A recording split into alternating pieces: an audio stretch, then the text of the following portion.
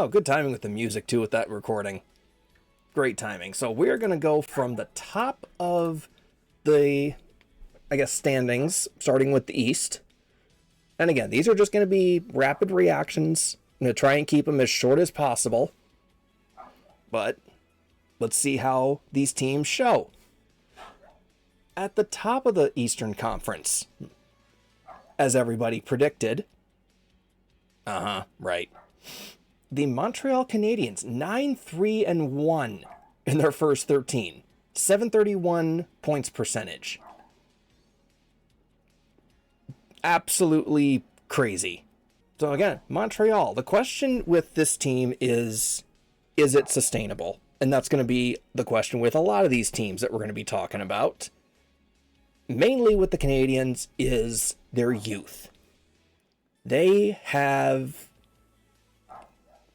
so many players right. The interesting thing about the Canadiens is one of the things about Montreal right now is last year they had a stat called PDO.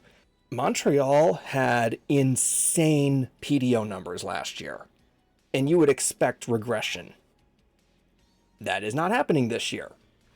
The thing about, again, Montreal is they're being led by essentially players that are all under 25. I think their elder statesman is Nick Suzuki, and he's ridiculously young. Ivan Demidov, as a Red Wings fan over here, it pains me to talk about how good these young players for the Canadiens look, because Demidov looks like the real deal. Lane Hutson has been everything that Montreal could hope he would be in his second year. I will say I expected some regression out of him because of how he took off, but it's still there. And not to say that the regression can still happen, because it is still very early in the season. You know, there's not exactly a lot of tape on these guys, but they play with speed. They have very good goaltending. I would say personally above average goaltending in Montembeault and Dobesh. And I think they have another goaltender, but let's be honest, Montembeault and Dobesh, it's their crease. And shoot, they even have Jacob Fowler down in Laval. Montreal is stacked. The only issue they have right now is Patrick Laine is out. And the thing is, that has not slowed them down at all. And they're not getting Laine back anytime soon either. So, do I think this is sustainable? Considering they're in a division with Toronto, Tampa, and even though Ottawa and Buffalo are mid to low, I would still say those teams will hit you with a lot of speed. Team number 2 on this list. I mean, of course, the eventual Stanley Cup champion, Detroit Red Wings. Right? No? No one else? Yeah, I know, dumb joke, but you talk about sustainability, I would say Montreal's sustainability is a lot better than Detroit's right now. 9-5. Gibson and Talbot have been fine. Defense, Edvinsson looks like he's kind of going through a small sophomore slump, but much like Lucas Raymond's a couple years ago, then he had his sophomore slump. And I remember he still, for that being a sophomore slump, that was not. There are NHL second-year players right now that would sacrifice unknown quantities of farm animals to, every deity out there to have the sophomore slump that Raymond had. Edvinsson will be fine. ASP has looked very, very good. I thought MBN looked very good. Michael Brank said Nygaard. I thought he looked very good for the time that he was up. But he's obviously, I think he's better off in Grand Rapids as well. They're still being led by Larkin, Raymond, like I said, DeBrincat. DeBrincat looks outstanding. DeBrincat looks so driven. Mo Seider looks like the beast he is. Is this points percentage sustainable? 9-5? Probably not. I still expect them to regress because they do, again, have a lot of youth. Also, sports bettors out there. Everybody loves a good long shot. Emmett Finney right now is plus 2,200, or at least last I checked, for the Calder Trophy. Now again, Matthew Schaefer, probably the eventual winner. Ivan Demidov could also take that. I still think it's Schaefer's to lose at this point because he has been insane. But I tell you what, the way Emmett Finney is going, you put down like maybe a $10 bet. But, yeah, Emmett Finney, if things go right, he could be the Calder winner. And that plus 2,200, it's no different from, years ago when Las Vegas, the Vegas Golden Knights, like, they were plus 4,500 or something. And that's one of the things that sports gamblers, they thrive on. They thrive on these long shots. They take these plus 22, plus 4,000, these insane payouts, and all they do is put like maybe 10, 20 bucks on them. Those long shots are the ones that make them big, big bucks. The Wings right now, they have a good future. But unfortunately, the future is not now. It's coming fast, I think. But I do expect the Wings to be down in maybe the wild card, possibly miss the playoffs, just because I expect the youth to kind of slow down a little bit. Third in the Atlantic, Boston Bruins. And this is where the East gets silly. Boston is about 500 with their points percentage. 8-7 overall. The entire Eastern Conference right now is at 500 or better. Last place in the East right now is the Florida Panthers, who we will talk about. The last two Stanley Cup champions. Boston,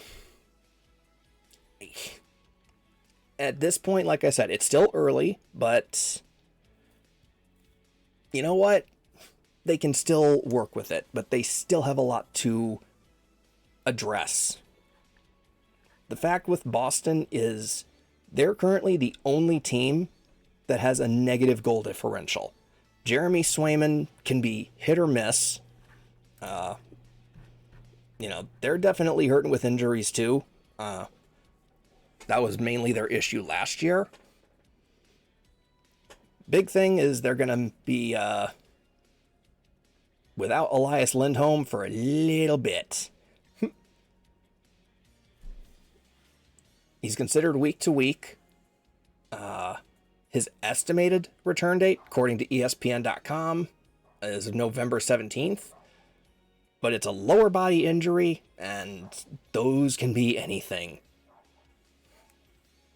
Boston does not exactly have a lot of depth. Next up, we're going to be hopping over to the Metro to look at their top teams. Top of the Metro, New Jersey Devils, 9-4. That sounds about right. That sounds pretty much right. They are very, very good. They also just inked Jacob Markstrom, goaltender, to a 2-year deal. That's going to be great for them. Luke Hughes' growth still looks outstanding. Probably the biggest thing for New Jersey, yes, they still have Jack Hughes. They still have Nico Hischier.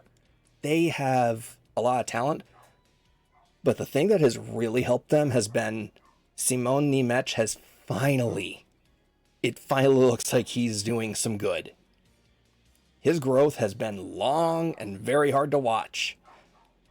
He was actually someone I almost drafted a couple of years ago in my keeper league. I eventually took Logan Stankoven. But yeah, good for New Jersey. That's going to help them a ton.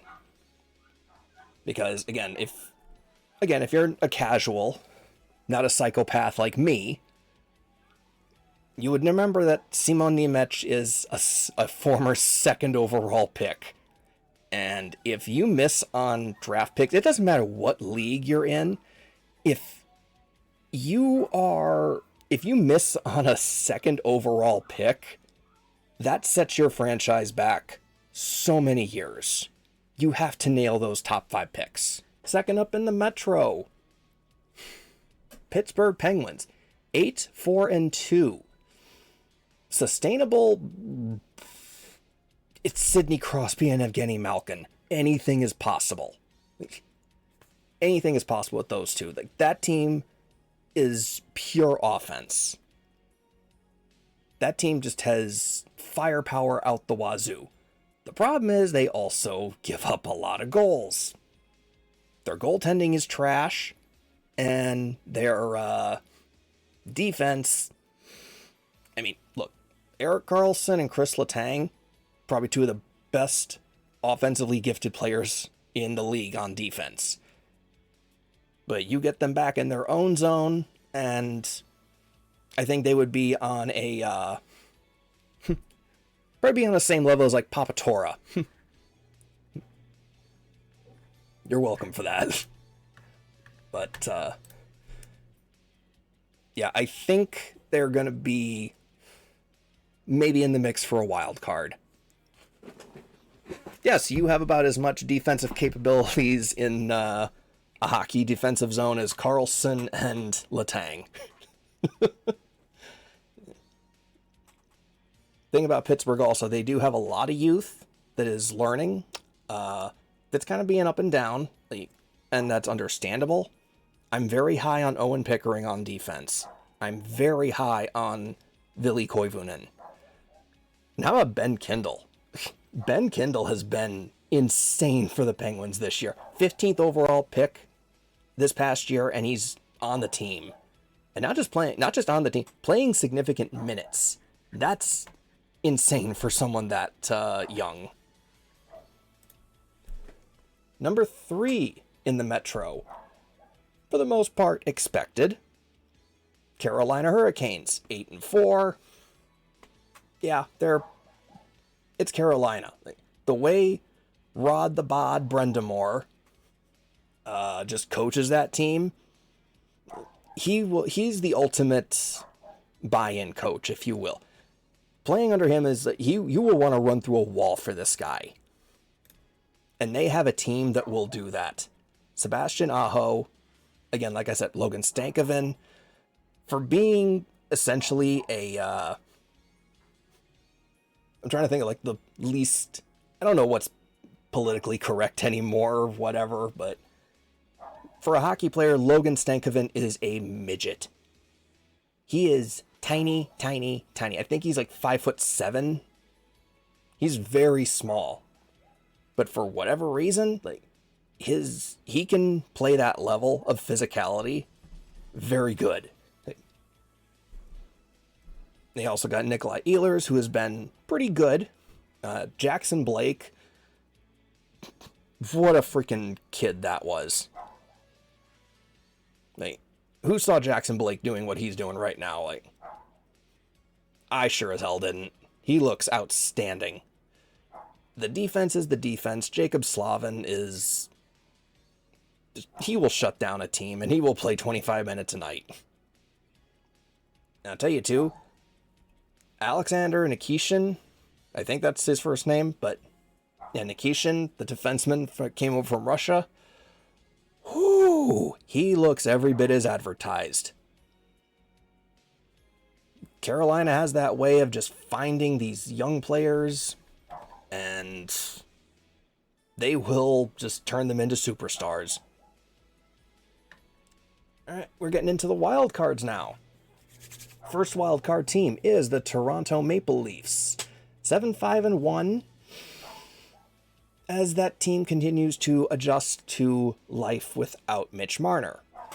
And I know, Toronto, they love to talk shit about him. But you know what? Fact is, Marner is thriving outside. I feel bad for Leafs fans. Not really. But I feel bad for Leafs fans like Steve Dangle, who have realistic expectations of this team and recognize when the team does stupid things. Guess what, Toronto? Over the summer, there was a list of the worst trades in NHL history. Guess who is number one? You guys. Larry Murphy for nothing. You just gave him to Detroit, and he turned into that top pairing guy for Nick Lidstrom. Thank you for back-to-back cups. Not as egregious, but hey, Phil Kessel. Yeah, how'd that work out for you guys? Fart noise. The thing, and the reason I bring these up is the way they handled Mitch Marner is very similar. And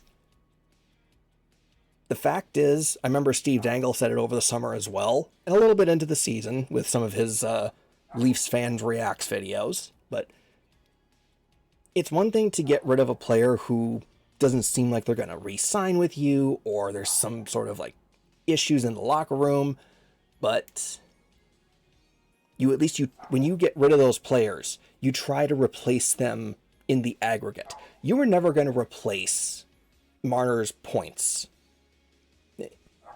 100-point players do not come available. You didn't even try to replace the defense that he brought.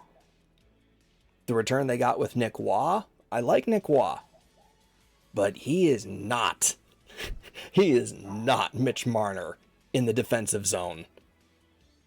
Oh, how about a dab? Yeah. Toronto, they will be fine. They will still be the offensive juggernauts. The problem is, can they keep the puck out of their own net? I like Anthony Stolarz as a goaltender as well. I like Joseph Wall. And I think they have another kid that's Dennis Hildeby. They have some pieces. But again, they have trouble keeping the puck out of their own net. As evident by the fact that in 13 games, 7-5-1 record, 47 goals for, again, expected with Austin Matthews and Willie Nylander. Holy crap, how good does Matthew Nyes look too, by the way? But also 47 goals against. A 0 goals for to goals against differential. You're not making it far with that. Also, your away record is 1-3. You gotta get better on the road, because those teams will not perform. Actually, I'll just hop over really quick, because I was yapping about Toronto's issues, which is always fun. Well, Chris Tanev, out for Toronto, placed on IR this past Sunday.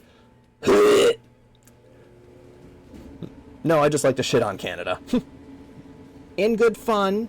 I'm actually from Michigan. I'm a major Red Wings fan. But yeah, Toronto, no Tanev, no Wall. That hurts. That hurts big time for them. Next up, Philadelphia Flyers. And this is kind of where we're getting into the murky middle with the NHL and the Eastern Conference. Philly, same record as Toronto, 7-5-1, but better goal differential. Away record about the same. Philly has good players, but they are also still building a product. Matvei Michkov is the real deal. Let's get that out the way. But god dang, they are really missing Cutter Gauthier right now, especially the way he has started in Anaheim. I don't know what the issues were there. I'm not about to say or project what they could have been. But the fact that they just got... the fact that they just got Jamie Drysdale out of that... I think Jamie Drysdale in a second. Eesh, that hurts.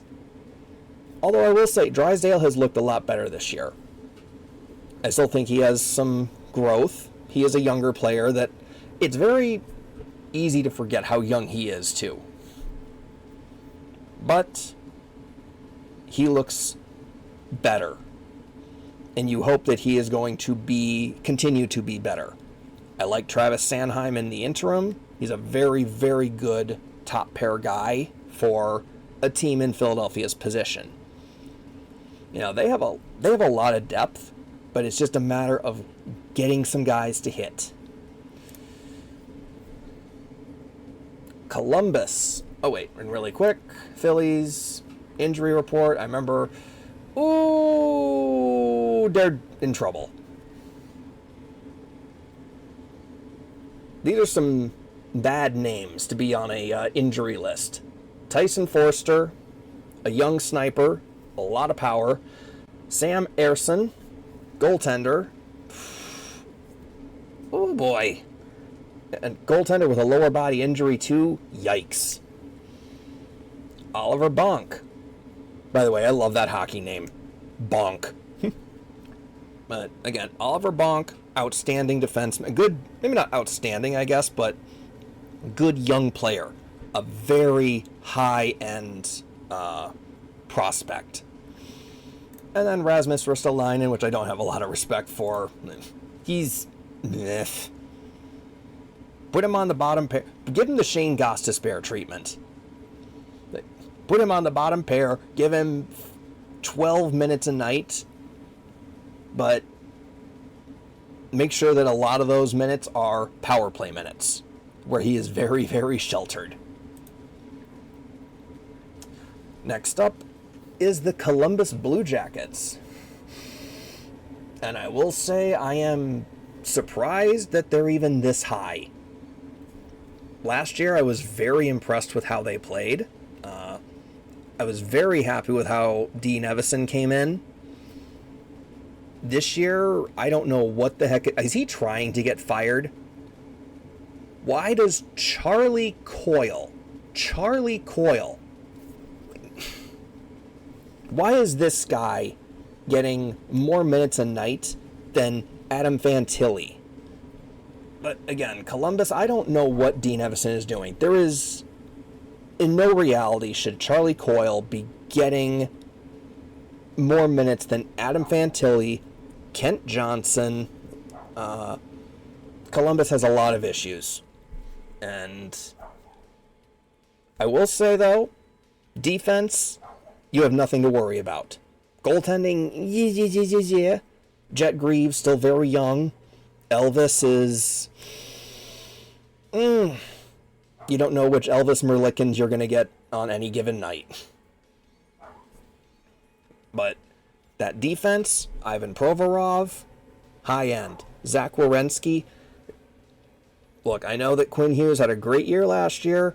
Zach Werenski was also very deserving of the Norris Trophy for best defenseman.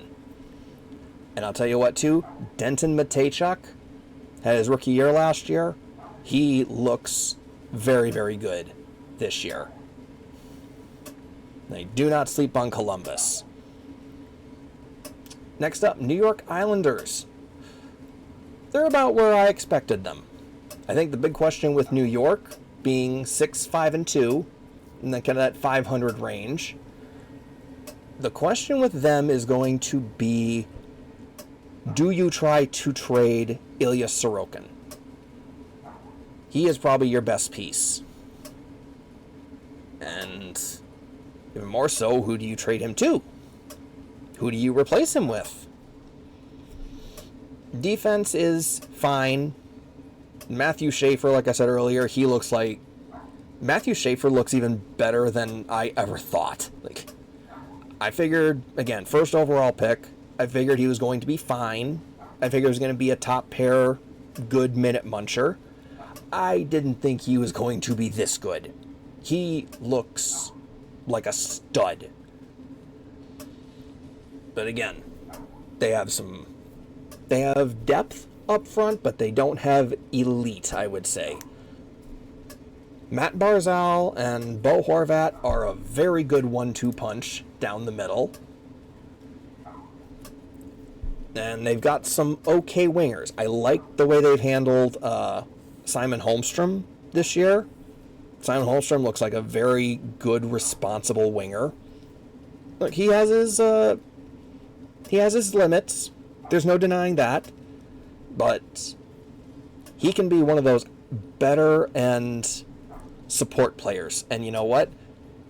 The support players who can elevate players around them, those are the ones, yep, they are the left and right of the center. But yeah, New York needs some help. Yay, you're learning! Next up, the Tampa Bay Lightning, 6-5-2. They'll be fine. They will be back up probably in the playoff spots, not the wild card, but the divisional spots by season's end. A team that features Braden Point, Nikita Kucherov, Jake Gensel, and especially, Victor Hedman is kind of starting to show his age, but he is still a high-end defenseman. And despite even, I guess, the quote-unquote, I despise the fact that people say that Andrei Vasilevsky has regressed, because quite frankly, he has not. The only thing that's really happened is that other goaltenders have grown, that have gotten to his level, and that has made, I guess, Vasilevsky like, oh, he's not what he was. No, he is. Andrei Vasilevsky will steal you a series, but you got to give him that support. And Tampa, once again, a lot of high-end talent. It's a matter of, will the kids show up? Connor Geekie, I don't know what Tampa's doing with. I have no idea what Tampa is doing with him. You traded Mikhail Sergachev for this guy. Use him. Because right now, it is looking like Utah just destroyed you in that trade. Connor Geekie better get some growth growing. Because right now, he is not looking anywhere near the level of Mikhail Sergachev that he is providing to Utah.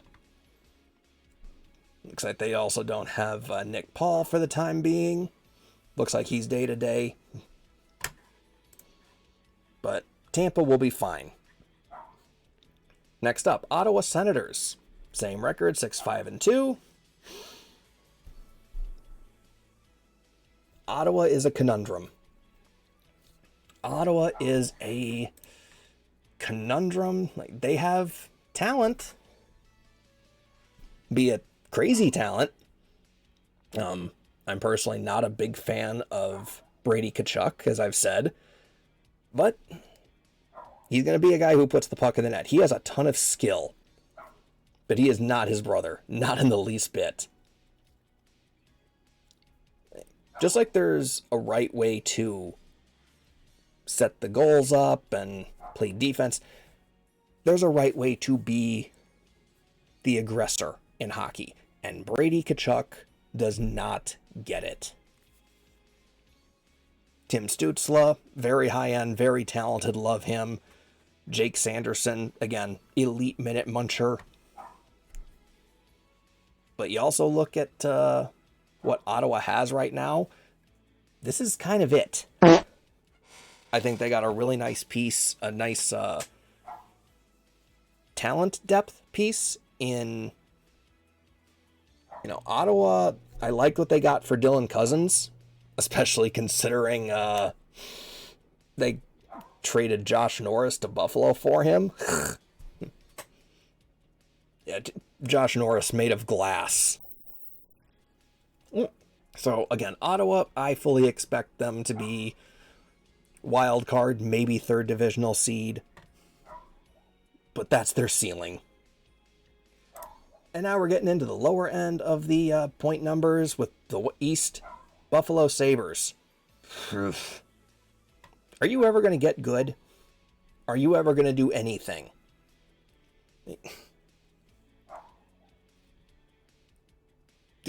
Dylan Cousins. These players, and JJ Peterka. And let's even go a few years ago. And how much you pissed off Sam Reinhart. How's he looking right now?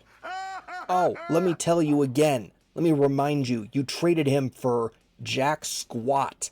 He's a 2-time Stanley Cup champion. Jack Eichel. You got jack shit back for him. He's a Stanley Cup champion.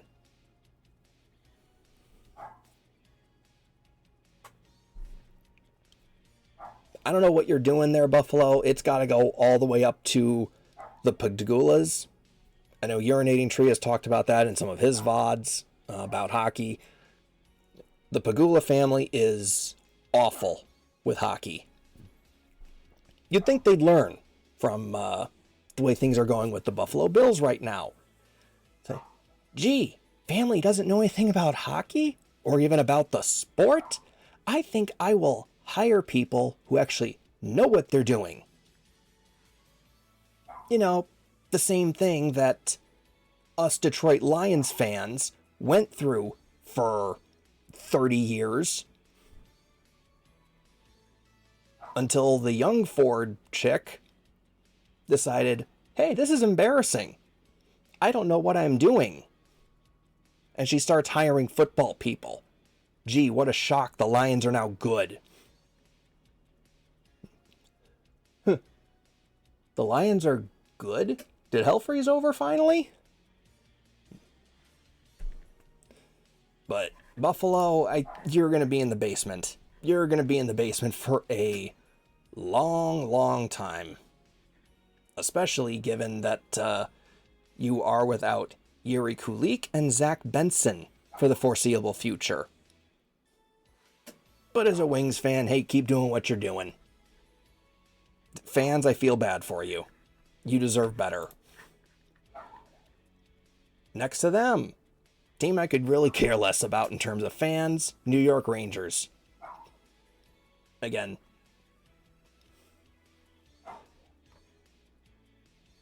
oh, 5-1 at home. Hey, road record is 6-1-1. That's awesome. But you've yet to win a game at Madison Square Garden. Rangers, you have so much talent on that team, and you squander it, much like Buffalo. You have an elite netminder in Igor Shesterkin. Do not waste him the way you wasted Henrik Lundqvist, even though that's looking like that's going to be the case. Adam Fox looks like an outstanding defenseman. You got Vladislav Gavrikov in the offseason. Great defenseman. But up front, you start getting especially into the executives, there are issues. Holy crap, there are issues. And it doesn't matter how much talent you have. If you are toxic at the top of your organization, as players were describing Chris Drury, they're not going to want to play for you. And the ones you do have ain't going to care about your success. Next team up, Washington Capitals. Bit surprising to see them down there, but at the same time, that's a lot of team that is trying to bring in youth. It might not seem like it, because they are featuring Alexander Ovechkin, the greatest goal scorer of all time. But they're trying to bring in these young players. Ryan Leonard. Ryan Leonard, I'm a huge believer in him. Ivan Miroshnichenko, I'm less of a believer in him. But, you know, he has the physical tools. It's just a matter of can he get the head. Rasmus Sandin on the back end. He keeps looking like he's ready for some more responsibility. Hopefully he'll be the guy if and when John Carlson goes. John Carlson, great all-time defenseman. He will be good. He will be done in a couple of years. And for Washington fans, I feel bad because that's going to come sooner rather than later. As a Wings fan, like I said, you never think about when Nick Lidstrom will retire, but it happens, and it hurts. So you really got to get these young players going. You got to get them some more responsibility. And finally, to round out, surprising, the last place defending back-to-back champions, as we all predicted. Maybe not that extreme, but definitely not surprised to see them down here. And once again, if you would have said that the Panthers without Sasha Barkov were 6-6-1, said they were 500, it's like, yeah, that sounds about right. You'd probably think you're closer to the middle of the pack. No, you're last place in the East. That is not going to stay. That is not going to stay. Their road record is what does them in. 1-5 at when they're visiting. But they still have a ton of talent. Brad Marchand still looks outstanding. Sam Reinhart, Sam Bennett, the Sams as we like to call them. That defense is as smothering as ever. They will be fine. And once again, this is the back-to-back defending champion. They are going to be fighting to just get to the playoffs right now. Because these games don't matter. These games do not matter to them. Alright, that's the East. I am going to try to... I did that a little longer than I would have liked, but I am going to try to get through the West pretty quicker. First up in the West, Colorado. That's expected. That offense just rolls. Nathan McKinnon, elite. Cale Makar, elite. Elite other defenders. Elite support players. Arturi Lehkonen. You put him on another team, he's probably fine. Put him on the Avalanche, he's elite. Devin Tays, Sam Girard. This team on the back end, and yes, Sam Girard is injured right now, but you know what? Still an outstanding team with the right kind of support. And for them, hopefully Gavin Brindley comes back soon. I was very high on him when he was a kid in the Columbus organization. Let's hope he continues to grow and gets well soon. Next up, Winnipeg Jets, 9-4. No surprise. Connor Hellebuck is Connor Hellebuck. Mark Scheifele, Kyle Connor, Josh Morrissey. These guys, they will lead you to a playoff. Can they get past that? I don't know. Honestly, right now, Winnipeg fans, if you have anything to be concerned about, it's with the youth and the way that they are handling Brad Lambert and Nikita Chibrikov. As a Wings fan who saw a lot of prospects ruined by the up and down from the NHL to the AHL, back and forth, that can hurt. That can really hurt your team. Next up, the Utah Mammoth. Isn't it amazing what good ownership can do? This team was shit. Literal shit. Like 2-3 years ago when they were the Coyotes. Now they look like a playoff team. Once again, Tampa, you should be furious with Brisebois as your GM. You should be furious that he let Mikhail Sergachev go and got back what he got. Sergachev looks like an elite top pair defenseman. And guess what?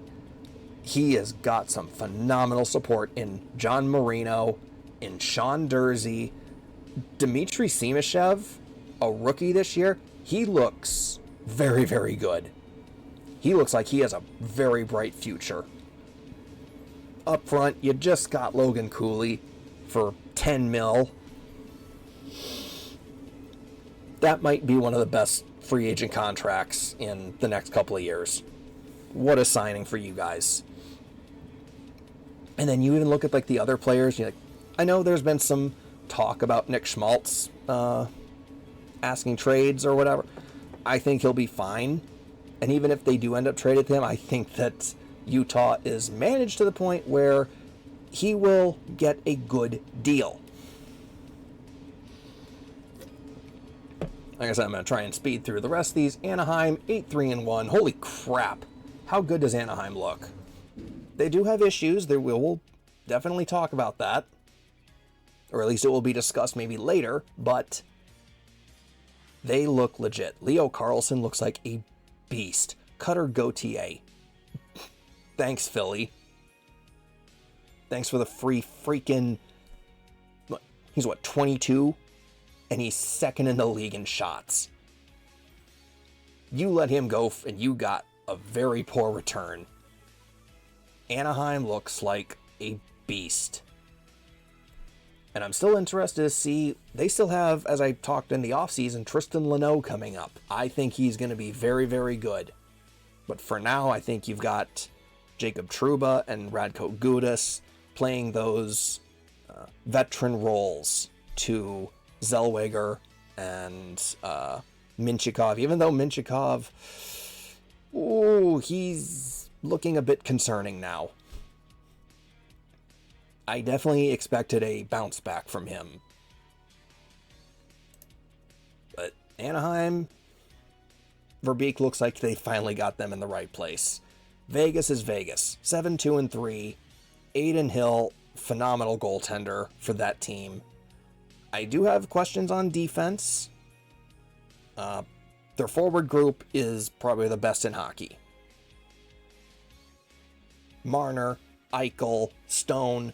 Not only can these guys put the puck in the net, that's not even counting the other games that are on this team, but that team will not only put pucks in your net, they will keep the puck out of their own zone.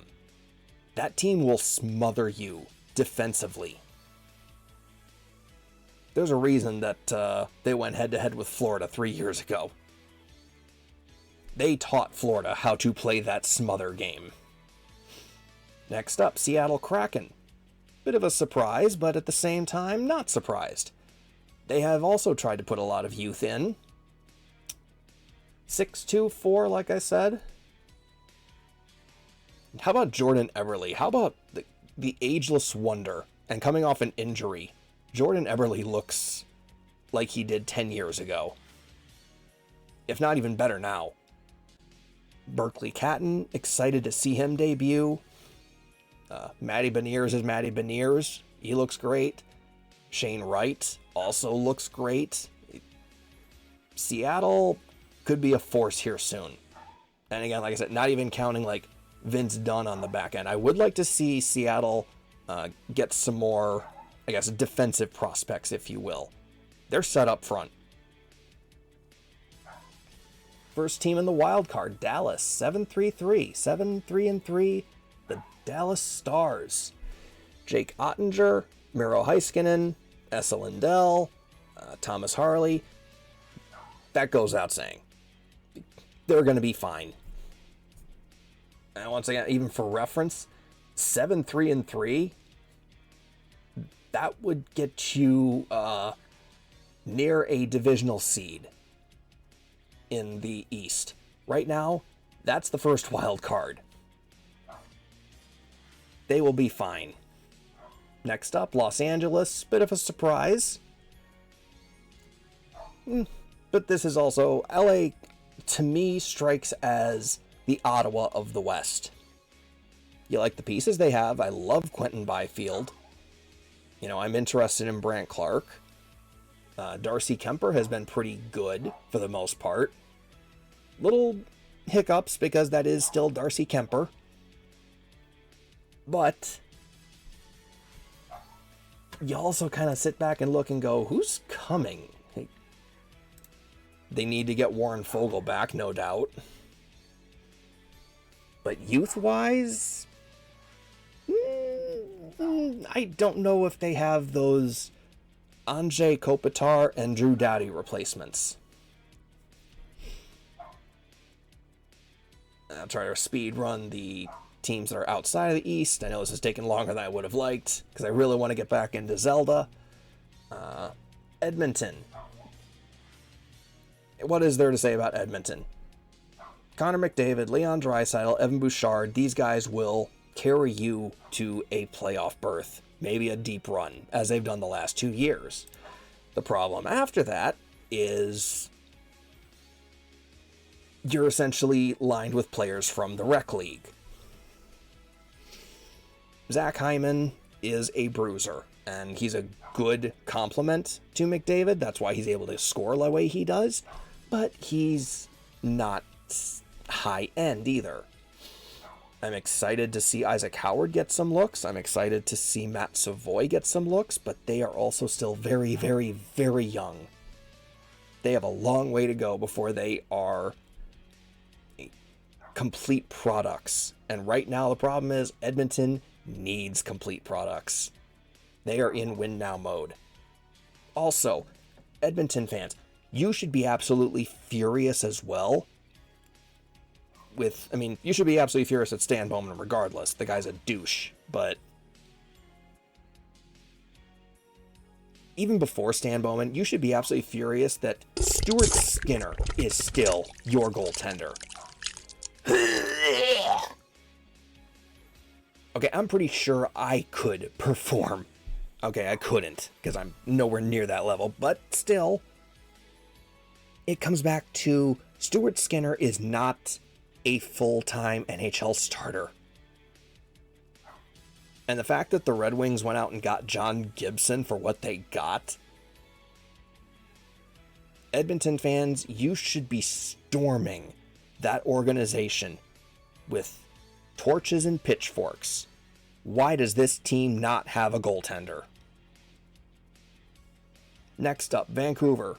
We're getting down into the, like I said, 500 level teams. That's about where I expected Vancouver. Lankinen and Demko, decent pairing. I know they've been without Quinn Hughes for a little while. But, them's the breaks. That's injuries. I like what they got in Filip Hronek as well. Especially as a Red Wings fan. But hey, you're happy with Filip Hronek. We're happy with Axel Sandin Pellikka. But up front, Elias Pettersson. It looks like he's been better, but at the same time, he'll also have those roller coaster moments. And until you can really fix roller coaster players, especially the ones that are at the top of your lineup, you're going to have 500 hockey. Nashville Predators. Hey, Papator, your team. 5-6-4. It's amazing that that's, I think, an improvement on last year. But the one thing that I will say, I like Nashville. I like some of the moves they made. I like that they brought in Nick Hague. Is he overpaid? Maybe, but at the same time, Nick Hague looked like he was ready to take that jump to a top 4. He's not going to be your Roman Josi replacement, that's for damn sure. I love Matt Wood up front. Wood. They've got good pieces. It's just a matter of getting it all together. And right now, I know there's a lot of questions about Barry Trotz, and I think they're very much valid. Chicago Blackhawks, look, you're playing with free money right now.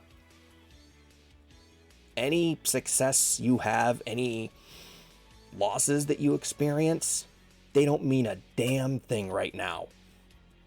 So the fact that you're 5-5-3, you should be thrilled. I do have, I guess, some not deep questions in Connor Bedard, but more so like, what is he going to be? Personally, I think that Connor Bedard would do better if he moved to the wing and let somebody else on the team handle, I guess, the defensive responsibilities. Frank Nazar, I don't know if he's going to be that piece, but he certainly could. Frank Nazar looks like money right now. Defensively, Sam Renzel, Artem Levshinov, great. But the big piece, the biggest surprise to me at least, was Spencer Knight. Hey, I did not expect Spencer Knight to take off the way he did in goal. And the fact that you also have Arvid Soderblom as a backup, you have a very good team going forward. Anything that happens, like I said, right now, doesn't mean a thing. Next up, Minnesota Wild. 5, 6, and 3. Ugh. Pain. For the deal that you just gave Kirill Kaprizov, you should not be 500. Do not waste Kaprizov. You wasted Suter and Parise, be it you probably also overpaid the two of them, but you also didn't give them support. I know Danil Yurov started over here. I'm excited to see him more. I know he's been struggling a little bit, but that's to be expected. Zeev Buya made his debut also. He's a rookie. Minnesota, you got some work to do. Next up, San Jose Sharks. Same story as Chicago. You're playing with house money. Askarov in net. Sam Dickinson on defense right now. Mario Ferraro is a nice, support piece for that. A good veteran piece to bring in the youth. I love Shakir Mukhamadullin for what he's going to bring. And then, of course, up front, Macklin Celebrini, Will Smith, Michael Misa. Congratulations, you're going to have a scoring title probably in a couple of years. Next up, St. Louis Blues, 4-7-2. Ouch. That hurts. That hurts big time when you feature a forward group of Robert Thomas, which I think he's dealing with an injury. But I know he's still playing. At least I saw he played last night. Losing Jake Neighbors definitely hurts. You're going to be without him for a month. But again, the rest of these teams that you're facing, they're ahead of you. Gee, you think you could use Zach Bolduc right now? Yeah, sorry, you botched Logan Mailloux trade. Blech.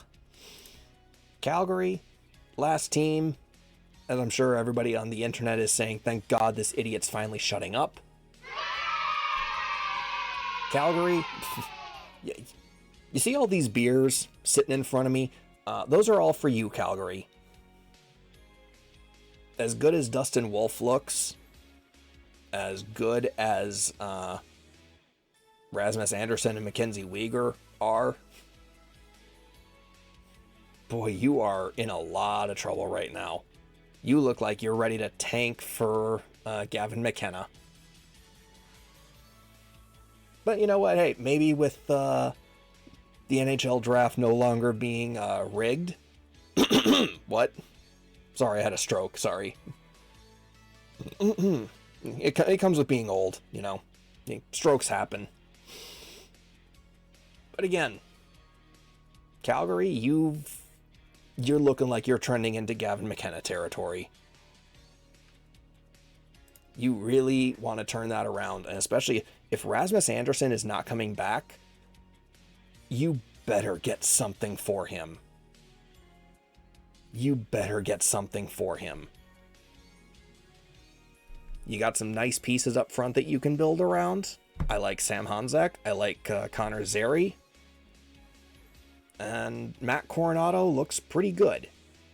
I know there's been some talk about Igor Sharangovich. But you know what? He's still got some talent too. You don't put up 30 goals by accident. Same thing with Zach Hyman. You don't put up 50 goals by accident. Elias Pettersson, Vancouver. You don't put up 100 points by accident. But you gotta get some work going on that team.